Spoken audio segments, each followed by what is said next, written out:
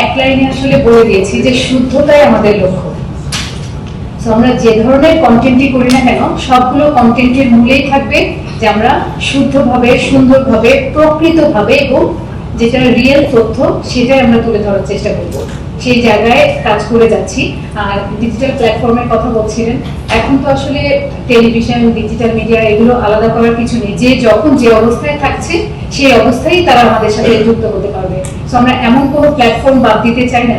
একজন মানুষও যদি হয় যে এক্সে আছে, আমার টিকটকে থাকে, সেখানেও যেন আমাদেরকে পায়, সেই লক্ষ্য নিয়ে আসলে কাজ করছি।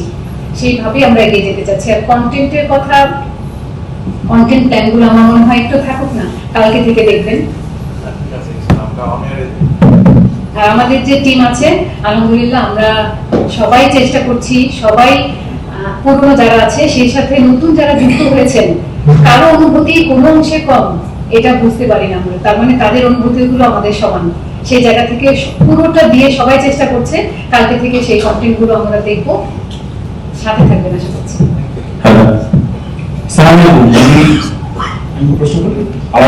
এটা তো আমরা এতদিন দেখে এসেছি। আমরা কিন্তু কোনো কিছু না করা পর্যন্ত বা আপনারা বাস্তবে না দেখা পর্যন্ত তো আসলে আমরা কি করতে পারবো সেটা বললে হয়তো বাবা বলতে হবে। তো সেটি হলো যে আমরা বিগত দিনে যেটি করেছি সেটি আপনাকে, যদি আপনাদের মনে থাকে, যদি চ্যানেল ওয়ানের এখানে কেউ দর্শক থেকে থাকে বা আপনাদের স্মৃতিতে থেকে থাকে, তাহলে মনে করে দেখতে পারেন যে ওই সময়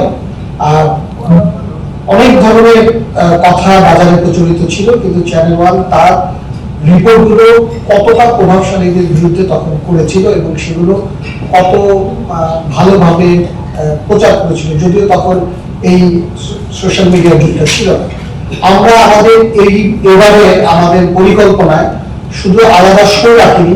আপনারা আগামীকাল থেকেই, আমি বলবো যে যারা দর্শক আছেন, পুরনো দর্শক, নতুন দর্শক, বাংলাদেশের দর্শক যারা আছেন, নতুন একটি এত চ্যানেলের ভিড়ে এই যে নতুন একটি চ্যানেল আসছে, তারা আদৌ কি কিছু করবে নাকি আরেকটি অপুষ্ট শিশু জন্ম নেবে চ্যানেলে, অপুষ্ট চ্যানেল জন্ম নেবে, সেটি হবে কিনা সেটি নিশ্চয়ই আগামীকাল থেকে দেখতে পারবেন তার সংবাদের মাধ্যমে। কারণ আমরা প্রথম দিন থেকেই ইনডেপথ স্টোরি বলতে যা বোঝায় আমরা বুঝি, আমরা যেটা শিখেছি, জেনেছি, সেরকমই আপনারা প্রতিটা বুলেটিনে পাবেন বলে আমরা আশা করছি। ভালো লাগা বা ভালোবাসাটা এটা তো আপেক্ষিক বিষয়, সেটা আপনারা নিশ্চয়ই আগামীকাল থেকে সেটি নির্ধারণ করতে পারবেন বলে আশা করি। ধন্যবাদ।